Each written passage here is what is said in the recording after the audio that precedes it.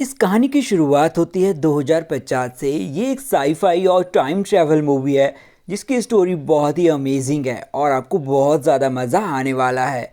हमें एक प्लेन में एडम नाम के शख्स को दिखाया जाता है जिसे कि गोली लगी होती है और खून निकल रहा होता है और उसके पीछे कुछ फाइटर जेट्स पड़े होते हैं। इसके पीछे फाइटर जेट क्यों पड़े हैं ये आगे जाके आपको कहानी में पता चलेगा। और इसी के साथ एडम ब्लैक होल खोल लेता है क्योंकि ब्लैक होल के ज़रिए ही ये टाइम ट्रैवल करते हैं।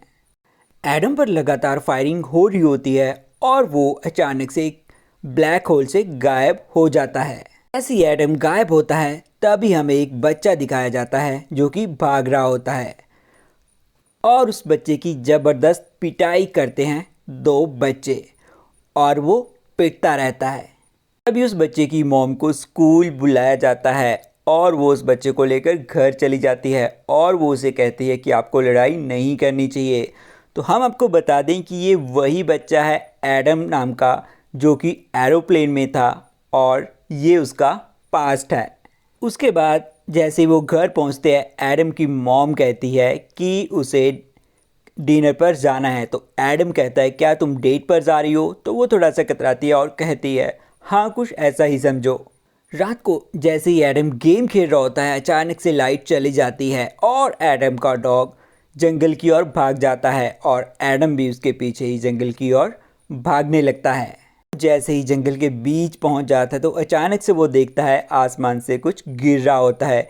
इसे देखकर वो थोड़ा सा चौंक जाता है कि आखिर ये क्या हो रहा है और उसे ये बहुत ही ज़्यादा मज़ेदार लगता है।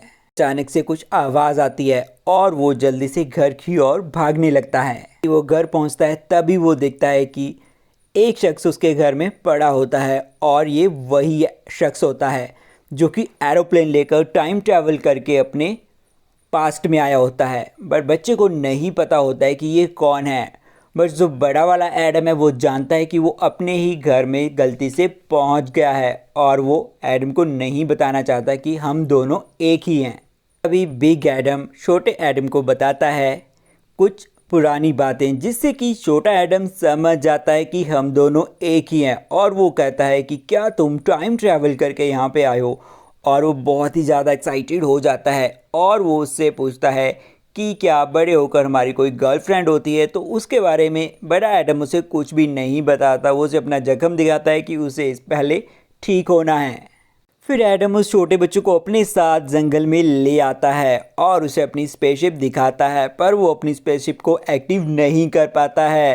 तभी वो बच्चे को कहता है कि हम दोनों एक ही हैं और आप उसमें मेरी हेल्प कर सकते हो। तो वो स्पेसशिप होती है वो डीएनए से मैच होती है और जो एडम है उसे गोली लगी होती है और वो उसे रीड कर लेती है कि वो फिज़िकली ठीक नहीं है, इसलिए वो स्पेसशिप को एक्टिव नहीं कर पाता। फिर वो बच्चा उस स्पेसशिप को एक्टिव करता है और अंदर से एक छोटा सा कुछ बाहर निकलता है जिसके ऊपर बैठकर दोनों स्पेसशिप के अंदर चले जाते हैं।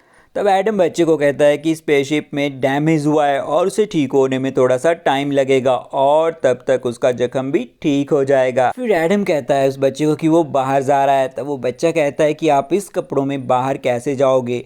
तब वो अपने डैड की जैकेट एडम को दे देता है। एक्चुअल में दोनों ही एडम होते हैं, एक बड़ा एडम जो फ्यूचर से आया होता है, एक छोटा एडम जो कि उसके पास्ट में वो होता है। मार्केट से जाकर कुछ दवाइयाँ लेता है ताकि जो उसका जख्म है वो जल्दी जल्दी ठीक हो जाए। बचपन में बहुत ही ज़्यादा डरपोक होता है और वो हमेशा पिटता रहता है। फिर से पिटाई होती है तो वो भाग जाता है और जो बड़ा एडम होता है उसे बहुत ज़्यादा गुस्सा आता है क्योंकि वो भी पिटा होता है, वो तो फ्यूचर से आया है। उसके बाद एडम को ढूंढते ढूंढते माया सोरियन वहाँ पहुँच जाती है जो कि एडम का पीछा कर रही होती है। उसके बाद माया सोरियन के जो वॉरियर्स होते हैं वो एडम को ढूंढ लेते हैं और यहाँ पे ज़बरदस्त फाइट शुरू हो जाती है। जैसे ही दोनों एडम वहाँ से भागने लगते हैं उन सब वॉरियर्स की पिटाई करने के बाद तभी अचानक से वहाँ पे स्पेसशिप आ जाता है जिसे देखकर एडम और ज़्यादा घबरा जाता है और तभी माया सोरियन उसे कहती है कि तुम वापस चलो हमारे साथ, बट वो जाने से मना कर देता है। ऐसे ही माया सोरियन के सिपाही एडम को गिरफ्तार करने लगते हैं। तभी अचानक से उनके स्पेसशिप पे कोई फायर करता है और तभी एडम देखता है कि उसकी वाइफ लोरा वहाँ पहुँच जाती है, क्योंकि एडम उसी की तलाश करने के लिए 2022 में पहुँच जाता है, जबकि उसे 2018 में जाना होता है। देखकर बहुत ज़्यादा चौंक जाता है। तभी लॉरा, एडम और छोटा एडम तीनों वहाँ से गाड़ी में भाग जाते हैं और बट फिर भी उनका पीछा हो रहा होता है। तभी एडम लॉरा को बताता है कि तुम्हें मेरा बचपन देखने का बहुत ज़्यादा शौक था, तो ये मैं ही हूँ जो पीछे बैठा है। तभी लॉरा उन्हें एक प्लेस के ऊपर ले जाती है जहाँ पर वो पिछले 4 साल से रह रही होती है। लॉरा और एडम काफ़ी समय बाद मिले होते हैं। तभी हमें कुछ यहाँ पर अटपटे सीन देखने को मिलते हैं। उसके बाद लॉरा एडम से कहती है कि तुम यहाँ से चले जाओ और जो काम करने हैं उसे कंप्लीट करो, 2018 में वापस चले जाओ। पर एडम कहता है कि वो तो तुम्हारे लिए ही वापस यहाँ आया है और वो तुम्हें फिर से नहीं खोना चाहता।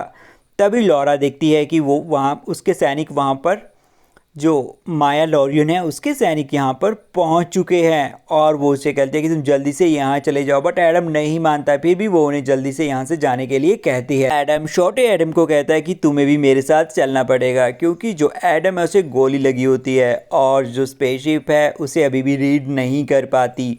और फिर दोनों एडम स्पेसशिप को एक्टिव करके वहाँ से 2018 में वापस चले जाते हैं। उधर लॉरा की माया लॉरियन के सिपाहियों के साथ फाइट हो रही होती है। इसके बाद माया लॉरियन लॉरा को फिनिश कर देती है और वो भाग जाती है एडम के पीछे, ताकि वो उसे 2018 में पहुंचने से रोक सके।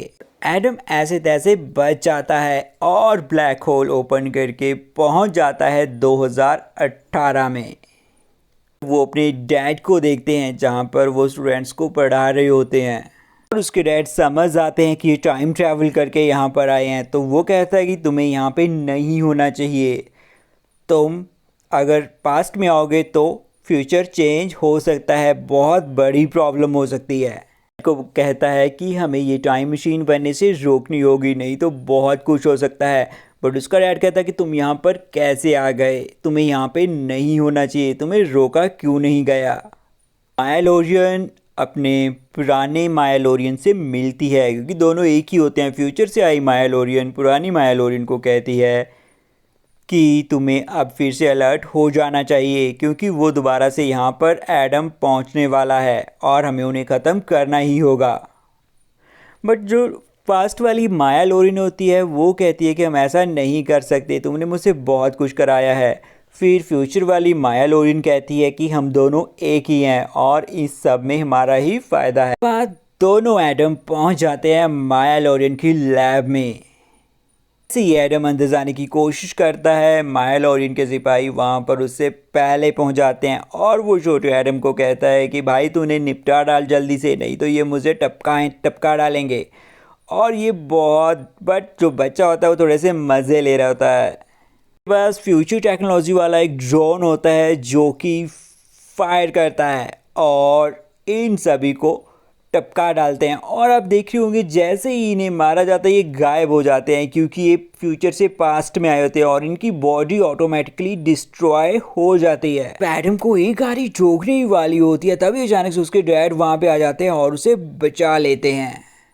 अपने डैड को कहते हैं कि तुम यहाँ पे क्या कर रहे हो। तभी एडम के डैड कहते हैं कि तुम ये मेरे बिना नहीं कर सकते, क्योंकि उस टाइम मशीन को मैंने बनाया है, तो उसे डिस्ट्रॉय भी सिर्फ मैं ही कर सकता हूँ। फिर एडम के डैड कहते हैं कि हमें इस मशीन को नष्ट करने का कोई फ़ायदा नहीं है, क्योंकि हमें जो नष्ट करना है इसकी कोडिंग नष्ट करनी है, क्योंकि हमने उसे कहीं पे भी कॉपी करके नहीं रखा है। तो वो रिएक्टर के अंदर से उस कोडिंग को बाहर निकालते हैं जिसे कि उन्हें डिस्ट्रॉय करना होता है। से दोनों माया पहुंच जाती है और ये सब देखकर वो चौंक जाते हैं। अभी माया लॉरियन छोटे एडम के सर पर गन रख के कहती है कि वो कोडिंग वाला डिवाइस मुझे दे दो, नहीं तो हम इसे छोटे एडम को मार देंगे।